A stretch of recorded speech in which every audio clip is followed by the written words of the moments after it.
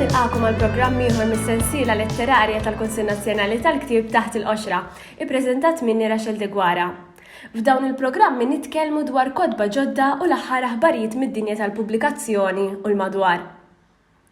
Dil-ġimgħa għandna magħna lill-pubblikatur Chris Gruppetta u lill-għalliem u awtur Clifford Zara Fenech. U magħhom se nitkellmu dwar l-Education Exception. Damma ta' direttivi ġodda għall-għalliema dwar x'għandhom jagħmlu meta jiffotokoppjaw materjali pubblikat u bid-drittijiet tal-awtur. Din id-direttiva ġiet iffirmata mill-Ministeru tal-Edukazzjoni, rappreżentanti għall-pubblikaturi u l-Kunsill Nazzjonali tal-Ktieb f'Diċembru li għadda. Merħba bikom Chris u Clifford, kif intom? Merħba, grazzi tal-istedina Rachel. Grazzi Rachel u nsellem ukoll lil dawk li oġobhom jingħaqdu magħna llum. Insellmulhom. Chris, xtaqt nibda bik peress li inti tifforma parti mill-imsieħba tal-bidu ta' organizzazzjoni li se tkun qed tamministra l-flus għal din id-direttiva ġdida. L-ewwel nett, meta ngħidu reprografija, x'inkunu qed infissru? Mela, primarjament, Rachel, meta ngħidu reprografija u dak li qed jiġi kopert minn da huwa biex ngħidu mod sempliċi inti l semmejt fotokopjar. Mela, però mhux biss fotokopjar tradizzjonalment kien il-mod kif tikkopja test, ġifieri minn ġo ktieb. Illum il-ġurnata ovvjament tista' tiskenja hemm modi diġitali, ġifieri ir-reprografija tiġbor dan kollu, ġifieri hux fotokopjar, hux skenjar, huwa kull mod kif wieħed jirriproduċi għall-użu diversi li ħan nitkellmu dwaru minn ġo ktieb, minn xi ħaġa stampata. X'inhi l-organizzazzjoni Maltija għad-drittijiet reprografiċi l-MRRO u x'irwol se jkollha f'dawn id-direttivi l-ġodda? Mela, l-MRRO hija appuntu għadha għad dawn id-drittijiet reprografiċi, ġifieri drittijiet tal-awturi, pubblikaturi, kull min għandu interess u dritt legali f'ktieb materjal stampat. Fil-pajjiżi, maġġoranza pajjiżi tad-dinja, l-pajjiżi kollha tal-Unjoni Ewropea, s'issa ħlief Malta hemm assoċjazzjoni simili li tipprovdi dawn id-drittijiet. Malta kienet m'hawnx, issa hawn din l-MRRO dawk li ħadna ħsieb noħolquha huma aħna tlieta, hemm jiena mill-Merlin, hemm Joseph Mizzi mill-Klabb Kotba Maltin, Mizzi Books, u hemm Audrey Kassar mill-BDL Books li nirrappreżentaw tlieta mill-pubblikaturi Maltin, però aħna li biex ngħidha bil-Malti li ħadna x-xogħol biex ħloqniha, però hija qed tirrappreżenta u tinkludi fiha lil kull min għandu xi għeddiet, jiġifieri l-pubblikaturi kollha, l-awturi kollha, kull min għandu drittijiet fil-kotba. U ir-rwol tal-MRRO huwa sempliċement illi tikkoordina il-flus tal-liċenzji li qed jagħti il-gvern lill-awturi u lill-pubblikaturi biex tikkoordina kif ħajtqasmu, allura skont il-kopji li jsiru, kif ħajtqasmu, eċetera. Il-loġistika bażikament. Ir-regolazzjoni u l-liċenzjar tal-kotba użati fis-sistema edukattiva huwa obbligu tal-Unjoni Ewropea u għalhekk bl-Education Exception il-Kunsill Nazzjonali tal-Ktieb qed jgħin sabiex Malta ssegwi aktar ir-regoli tal-EU kif ukoll jgħin il-kittieba, illustraturi u pubblikaturi jitħallsu meta xogħolhom jintuża fil-klassi. Clifford, inti għalliem iżda wkoll awtur ta' ktieb għall-istudenti. L-ewwel nixtaqt nistaqsik fil-kappell ta' għalliem. Ħafna nies jaħsbu li l-għalliema jaqbdu jiffotokopjaw il-kotba jew materjali ieħor biex jużaw fil-klassi u jiġu jaqgħu jqumu mid-drittijiet tal-awtur, jiġifieri l-copyright. Kif tirribatti din l-idea u kemm minnha vera? Kemm importanti li nifhmu li meta tuża xogħol ta' ħadd ieħor titimqar ikollok id-diċenza li tgħid ta' minhu x-xogħol? Mela Rachel, ejjew nibdew bil-premessa forsi l-iktar importanti. Preferibilment, il-kotba u r-riżorsi kollha li jintużaw fil-klassi għandhom jintużaw fil-format oriġinali tagħhom. Jiġifieri qed nużaw ktieb, il-ktieb ikun mixtri u mhux iffotokopjat. Hemmhekk neliminaw forsi din l-idea li ikonna bżonn fotokopji fuq fotokopji ta' materjal li jkun ippubblikat. Però jekk ngħidu li realtà ma teżistix, naħseb inkunu qed noqsu. Sintendi meta niġu għar-riżorsi u l-kodba li jużaw it-tfal, hemmhekk l-istorja tikkomplika xi ftit ruħ. Għandna żewġ realtajiet fl-iskejjel tagħna nistgħu ngħidu. Fuq naħa għandna skejjel li jitolbu l-istudenti tagħhom sabiex jixtru l-kodba huma. Allura hemmhekk ikun jistgħu jużaw il-kodba u r-riżorsi li jkunu jixtiequ l-għalliema.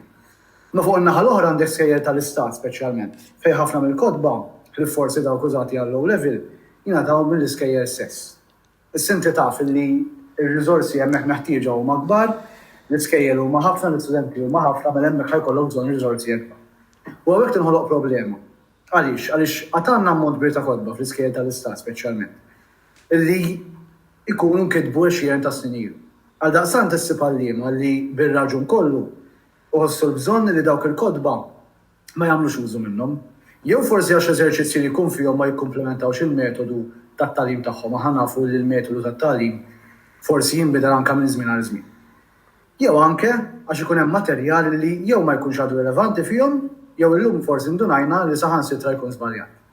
Imbagħad hemm ir-raġuni li żjed ovvja għal xert. ċerti kodba nkitbu 20-30 sena ilu.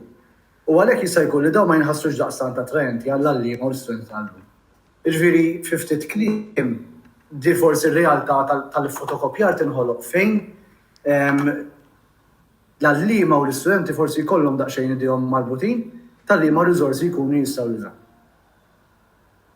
Sintendi il-bżonn li wieħed juri ta' min hu x-xogħol hija waħda kbira. Hija prerogattiva li anke kif anke nispjega l-qudiem, kull għalliem għandu bżonn anke japprezza l-fatt li hemm xogħol kbir involut, għaldaqstant ħadd ma jista' jieħu xogħol ta' ħadd ieħor jagħmlu tiegħu. Dik hija l-premessa iktar importanti. Kif kienet is-sitwazzjoni qabel ma tħabbret l-education exception? Bħala għalliem x'tagħmel sal-lum meta tkun trid tuża materjal bid-drittijiet tal-awtur, eżempju li l-awtur ma jkunx l-għalliem stess? Issa sfortunatament Raxel l-arfin dwar drittijiet tal-awtur jista' jkun li għadu limitat. Inħoss li qed jiżdied, però naħseb li għadu limitat. U forsi wkoll bħala soċjetà għandna bżonn naħdmu iżjed sabiex kulħadd jaraf kif diġà qed li wara kull pubblikazzjoni, sija diġitali sija manwali, għaliex m'għandniex inħallu l-pubblikazzjoni diġitali barra, hemm xogħol kbir involut. Xogħol li bħal kull xogħol ieħor għandu jkun inħallas. Issa dan mhux sigriet, nafu każijiet kif qed inti stess fejn ċerti kodba jispiċċaw jiġu fotokopjati. Issa jien personali fil-każ tiegħi fortunatament qatt ma ġej sitwazzjoni fejn qed nagħmel użu minn riżorsi li ma jkunux diġà f'idej l-istudent għaliex jien dejjem għallimt fl-iskejjel li jiddeċiedu x'materjal edukattivi hemm bżonn. Allura l-kodba dejjem kienu jkunu f'idej l-istudenti, biss ma nistgħux ma nirrikonoxxux illi ikun hemm materjal minn riżorsi edukattivi minn kodba oħra terzi illi jkun hemm bżonn. Hemmhekk dejjem nara kif nista' nieħu referenzjali personali mingħajr ma nippreżenta kopji l-istudenti. Barra minn hekk fil-każ tiegħi kull meta jkolli bżonn nieħu xi materjali ma jkunx diġà f'idej l-istudenti, għandi ħabta nirreferi għal artikli fil-gazzetti u ġrajiet kurrenti oħra. Sintendi billi ssir referenza għal ġurnal, id-data u l-ġurnal is fejn possibbli. Ħalli bekk kemm jista' jkun ma jkunx hemm konċentrazzjoni fuq l-istess kodba x'qed ngħid. L-aħbarijiet ħirġin kuljum, Raxel. Il-news portals mimlin kuljum l-aħbarijiet, għal daqsan jekk nieħu artiklu llum, jekk nieħu artiklu xahar ieħor żgur li ma nkunx qed intaqqal xi tip ta' pubblikazzjoni waħda. Għalhekk kemm jista' jkun ma nużax referenzi għall-istess kodba jew referenzi għall-istess siti. Biex kemm jista' jkun l-ebda ġurnalist jew l-ebda awtur ma jħossu ntaqqal dal-użu. Kif ħanaraw l-education exception tippermettilek tieħu xi referenzi iżda dejjem mingħajr ma jkun hemm konċentrazzjoni żejda.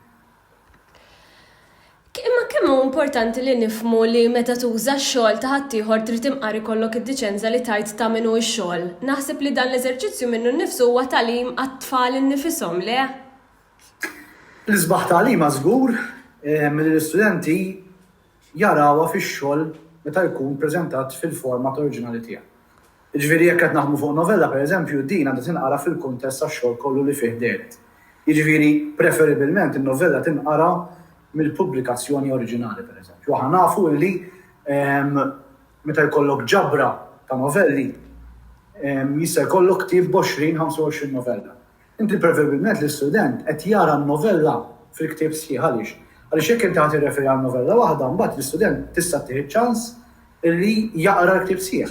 Illi jfittex novelli illi jgħid dawn naħseb illi interessani. Issa, sintendi meta wieħed jagħmel użu minn xogħol ta' ħadd ieħor l-inqas li jista' jagħmel żgur huwa li jagħmel ċar l-identità tal-awtur li jkun.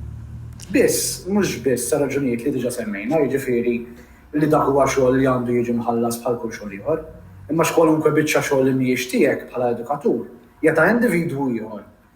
Ta' individwu li ġorton, burdata u personalità differenti għal kollox minn tiegħek. Ġifieri. Jiġifieri jien bħala għalliem u forsi wkoll għal ftit esperjenza li għandi fil-kitba, jiena żgur li jien differenti minn kittiba oħra li jista' jkun qed naħdem fuq ix-xogħol tagħhom fil-klassi. Għalhekk il-kuntest, jiġifieri żmien li fih inkitbet biċċa xogħol u ċirkustanzi li fihom tkun inkitbet huma importanti ħafna. U l-istudent sabiex jifhem aħjar, sabiex jieħu idea sieħa tax-xogħol, ikun dritt tiegħu illi jifhem dak l-istess ċirkustanzi u jifhem dak l-istess kuntest illi fih tkun ġiet preżentata l-kitba. Għal dastant, jekk inti tneħħi dan kollu mix-xogħol tkun qed titlef ħafna mis-sustanza u mill-esperjenza li l-istudent fl-aħħar mill-aħħar ikun jista' jieħu. Clifford, konna nitkellmu inti mill-lenti tal-lim, imma tajjeb ukoll naraw bħala awtur li aktarx il-ktieb tiegħek jiġi fotokopjat u użat minn għallima oħra. Kemm tħoss li l-education exception tieħu ħsieb li id-drittijiet tiegħek bħala awtur jiġu rikonoxxuti? L-education exception żgur li hija pass fit-triq tajba għaliex qed isserħilna rasna hija direttiva qed isserħilna rasna li minn ktieb sħiħ, pereżempju, ma jistax jiġi fotokopjat iktar minn 10% minnu. Ġifieri għal dawk li qed jisimgħuna jekk għandna ktieb pereżempju ta' 100 paġna, ma jistax jiġi fotokopjat iżjed minn 10 paġni minnu. Barra minn hekk din qed tiżgurana li dan l-istess materjal se jintuża biss għal raġunijiet edukattivi bl-ebda mod ma jista' jittieħed vantaġġ kummerċjali minnu, speċjalment billi ma jistax jiġi mqassam lil terzi minn barra li dawk li jinsabu fil-klassi. Dan kollu żgur li jista' jgħinna anke bħala pajjiż imberħu l-idea tal-bżonn kbir li nirrikonoxxu id-drittijiet intellettwali anke tal-awturi.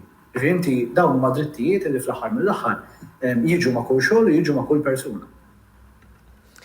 Chris, preżentament hemm diġà liġi dwar li fotokopjar fl-istkejjel, fis-sens jekk jien għalliema u naqbad nipprintja ktieb ta' Treverzara kollu kemm hu nqasmu fil-klassi hemmhekk qed nikser liġi. Allura l-education exception x'qed iġġib ġdid? X'inhuma dawn l-eċċezzjonijiet? Mela, kif sewwa qed tgħid inti u kif spjega sew Clifford fil-fatt, il-liġi diġà qiegħda hemmhekk. Diġà inti li tifotokopja jew tiskenja ktieb sħiħ qed tikser il-liġi. Kif spjega sew Clifford, ħafna għalliema jimxu kif suppost, jafu x'huma l-limiti, però bħal f'kull ħaġa oħra hemm diversi każijiet fejn dak li jkun ngħidu forsi għax ma jafx. Ikun qiegħed bla forsi ma jaf jikser il-liġi.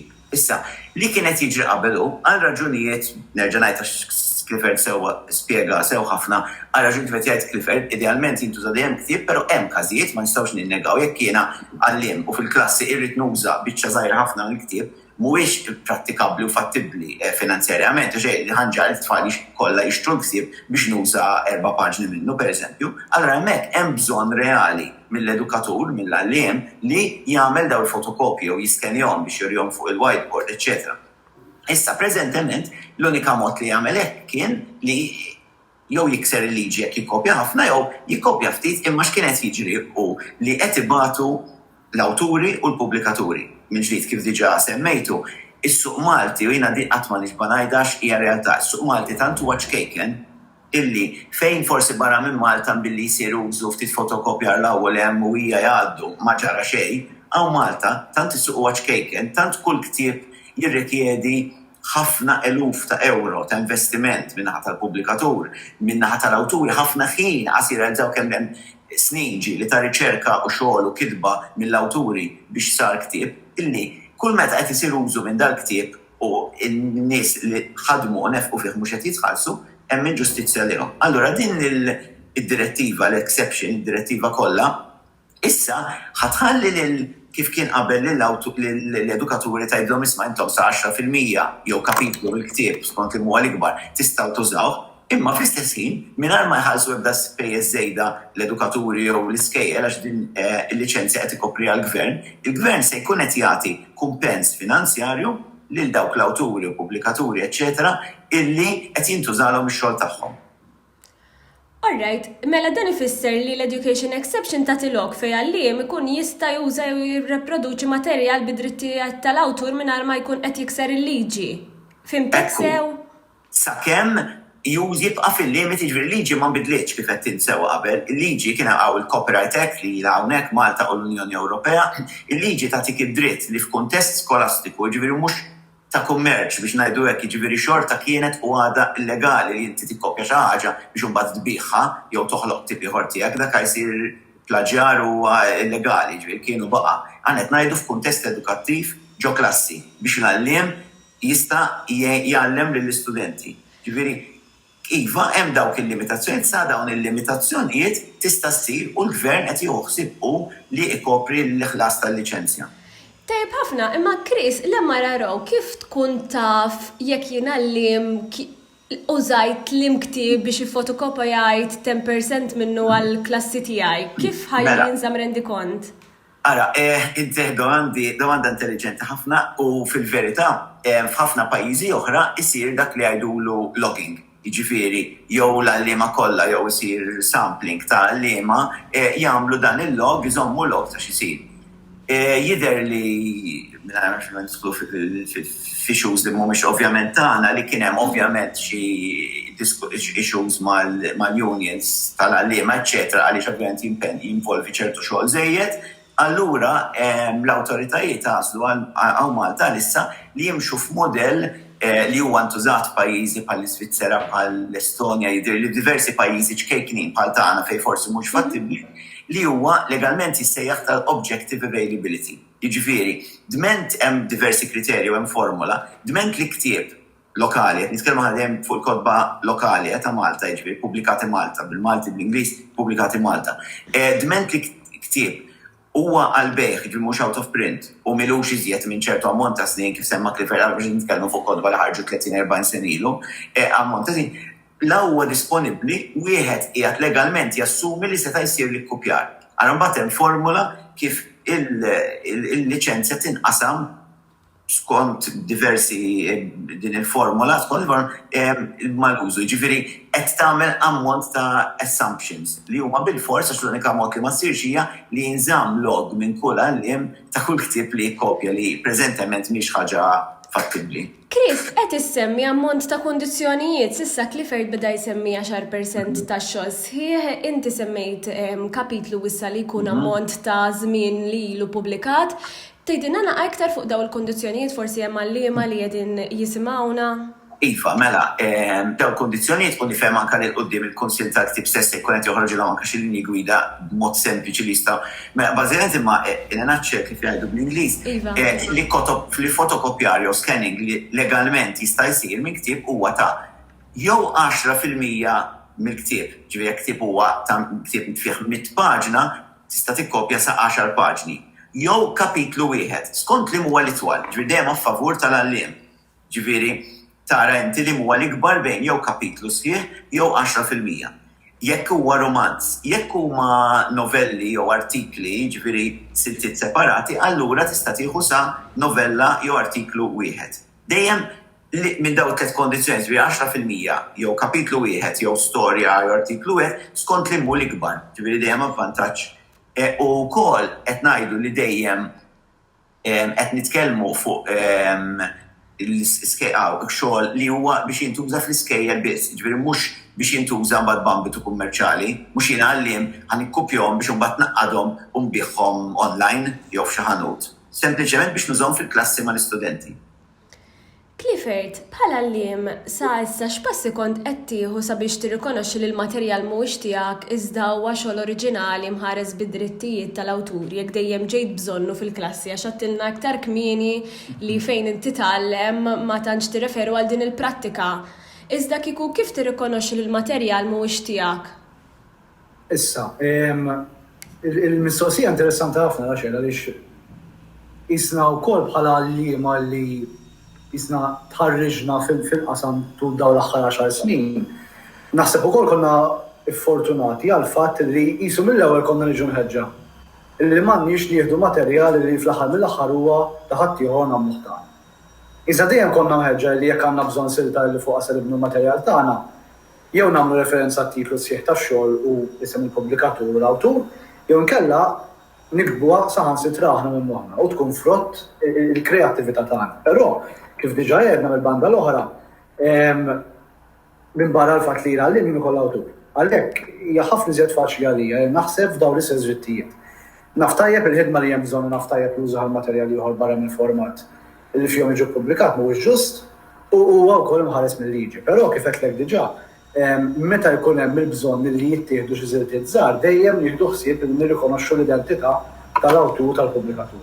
Però kemm jista' jkun dejjem nistrieħu fuq il-fatt li nistgħu anke nikbu xogħol aħna. Issa ovvjament jekk kif qal Chris tajjeb jew hemm bżonn referenza għal xi artiklu speċifiku jew xi novella partikolari hemmhekk ma tistax tagħmel mod ieħor ħlief li tirreferi għaliha dejjem tagħti l-identità sħiħa tal-awtur tax-xogħol sieħu tal-pubblikatur. Però jien dejjem nenfasizza l-bżonn li kemm jista' jkun anke jekk għandek naf biċċa pereżempju analiżi grammatika u tista' tuża paragrafu ġej minn fejn ġej. Kun tajjeb li fl-aħħar mill-aħħar tikbu inti. Għandek iċ-ċans li tkun iżjed dirett għall-annijiet li tixtieq tilħaq bħala għani. Iżda fl-aħħar mill-aħħar żgur li ma tkun qed tieħu il-kreatur fl-aħħar mill-aħħar mhux qed tnaqqas mid-dinjità ta' awturi oħra. Ġifieri kif dejjem nenfasizza kemm jista' jkun ix-xogħol jiġi ppreżentat fil-format tiegħu. Għaliex hemmhekk l-iktar li jista' jkun apprezzat fil-mod intier tiegħu. Wara li qrajt il-manwal tal-Education Exception kif qal ukoll Chris li għandu jitqassam f'kull skola tal-Gvern u tal-Knisja minna mill-Kunsill Nazzjonali tal-Ktieb fix-xhur li ġejjin. Tispjegalna ftit x'għandu jagħmel għalliem li biħsibu jirriproduċi materjal għal finijiet ta' tagħlim fil-klassi tiegħu, x'ma jistax jagħmel b'dan il-materjal skont il-manwal u lil min jista' jikkuntattja sakemm jidra il-proċess. Mela, l-Education Exception l-għallima tagħtihom ħafna opportunitajiet. Kif semma Chris, hemm xi limitazzjonijiet, però fl-aħħar mill-aħħar l-Education Exception tippermetti li l-għallima sabiex jiffotokopjaw pereżempju, jiskenjaw jew jużaw sa massimu ta' 10% tal-kontenut ta' ktib. Jew inkella jiffotokopjaw jew jiskenjaw sa massimu ta' 10 paġni minn poeżija jew novella, anki f'antoloġija kif semma Chris. Meta ħan niġu mbagħad sabiex inqasmu dan il-materjali l-istudenti tajjeb nieħdu ħsieb li dan jista' jsir mill-mezzi uffiċjali tal-iskola biss, ġifieri mill-email tal-iskola u mhux minn xi account personali. Għaliex hemmhekk dejjem kemm jista' jkun qed iżżomm il-ħidma edukattiva anke fl-ambitu purament edukattiv illi fih għandha sseħħ. Kif diġà għedna il-kopji għandhom juru b'mod ċar id-dettalji tal-isem sħiħ tax-xogħol, isem l-awtur u fl-aħħar mill-aħħar isem il-pubblikatur. Imbagħad hemm xi eċċezzjonijiet. Per eżempju, materjal użat għal persuni b'diżabilità. F'dan il-każ qed nirreferu għall-individwi, għal studenti li għandhom per eżempju problema ta' qari u anke problemi ta' vista. Hawnhekk f'dal każ dawn l-istess limitazzjonijiet jistgħu jinqabżu. Tant li x-xogħol jista' jkun ikkopjat jew skenjat fl-intir tiegħu, ġifieri b'mod sħiħ. Basta l-istess informazzjoni li semmejna, ġifieri l-identità tal-awtur u tal-pubblikatur tiġi kwotata u jkun hemm saħansitra dikjarazzjoni li l-materjal fl-aħħar mill-aħħar qed ikun ikkopjat u se jintuża skont il-liċenzja tal-MRRO li jispjega tajjeb Chris dwarha u għall-użu personali tal-istess persuna b'diżabilità. Issa ġara darba li nitkellmu fuq parametri stabiliti mill-liġi tajjeb nenfatizzaw il-bżonn. Illi ma jistgħux isiru modifikazzjonijiet li xogħol ikkopjat. Jiġifieri la għandna nbabsu scans u lanqas ma għandna nbidlu l-verżjoni ta' dak li nkunu qed nikkopjaw. Fi kliem sempliċi qabel konna naraw li jekk se nużaw xi xogħol kien ikun hemm min jaħseb illi qed b'xi mod qed innaqsu l-gravità tal-ikkopjar billi naddattaw anke paġni sħaħ jew nippruvaw inbidlu xi kliem. Issa dak skont l-Education Exception m'għandux isir. Għana dejjem nikkopjaw kellha kelma. Għaliex m'għandniex nibżgħu li b'xi mod qed nieħdu minn dawn id-drittijiet għaliex fil-parametri qed tippermettilna liġi nistgħu nagħmluha. Basta dejjem nikkwotaw is-sors. Issa sintendi bħala għallim wieħed żgur li ma jistax jaqbes l-ammonti massimi stipulati u li semma Chris dejjem huma ammonti li fl-aħħar mill-aħħar jaġevolaw lill-għallim u fl-aħħar mill-aħħar lill-istudenti. Ma jistax jitqassam materjal barra mill-iskola u kif qal tajjeb Chris ma tistax tagħmel użu milli mhuwiex għal skopijiet edukattivi. Inti ma tistax tippretendi li għaliex għamil pakket tan-noti u dak il-pakket tan-noti ħadd minn ktieb u minn ieħor b'xi mod informazzjoni u tista' fl-aħħar mill-aħħar taqbad miegħu. Inti dak il-pakket tan-noti qed tużah purament għall-użu edukattiv tal-istudenti li għandek qudiemek matul dik is-sena. Iżda kif qed tara l-education exception fil-verità tagħti ħafna possibbiltajiet u ftit limitazzjonijiet. Imma dejjem trid tieħossib tirrispetta d-drittijiet tal-awtur. Biss, jekk ikun hemm xi diffikultajiet, wieħed dejjem jista' fl-aħħar mill-aħħar ifittex l-għajnuna tal-persuna autorizzata fl-istituzzjoni edukattiva, ġifieri fl-iskola illi qed ikun qed jgħallem fiha u tkun persuna ġeneralment appuntata mill-Ministeru tal-Edukazzjoni. L-education exception tot għal-kodba kollha li l-għallim jiġu fidejh, Chris, naf li hemm xi materjal eskluż u l-lista tal-MRRO tiddeċida li ma teskludi u xekka.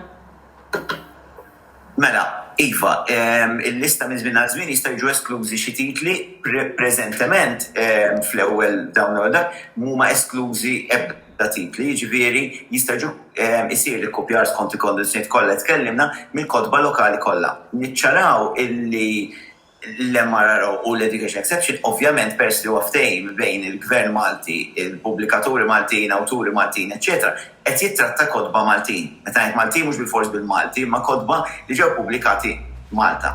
Tgħid li għallim jista' jkun irid juża kodba bl-Ingliż barranin, iva, hemmhekk japplikaw regoli normali u qed irid jara l-copyright u l-obbligi, eċetera, irid jiċċekkja l-għallim mal-kap tal-iskola, eċetera, ma nislux fiha aħna ovvjament aħna, il-Gvern Malti, il-Pubblikaturi, l-Awturi qegħdin ovvjament nieħdu ħsieb il-kodba Maltin għax dawk huma l-kompetenza tagħna.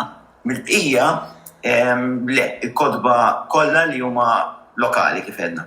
Eżatt, u tajjeb ngħidu xi jagħmel ktib lokali, jekk ikun hawn xi edukaturu jkun jixtieq ikun jaf jekk il-ktieb ġie xi pubblikat Malta, il-Kunsill Nazzjonali tal-Ktieb għandu database tal-ISBN kemm jieħu dak il-numru fuq wara jikdbu fuq l-internet u dan jgħidlu jekk kienx pubblikazzjoni li ġiet pubblikata Malta jew Għawdex jew inkella waħda barranija. U dak huwa mod sempliċi u kol ħafna drabi għall-użu ta' mod prattiku kemm jiftħu dik ngħidula l-copyright page jew l-imprint page li tkun dik ta' quddiem ġewwa li kan dak il-ħafna tipa ċkejkna u jkun hemm l-isem tal-pubblikatur. Ħaġa m'hawnx ħafna pubblikaturi faċli tinduna.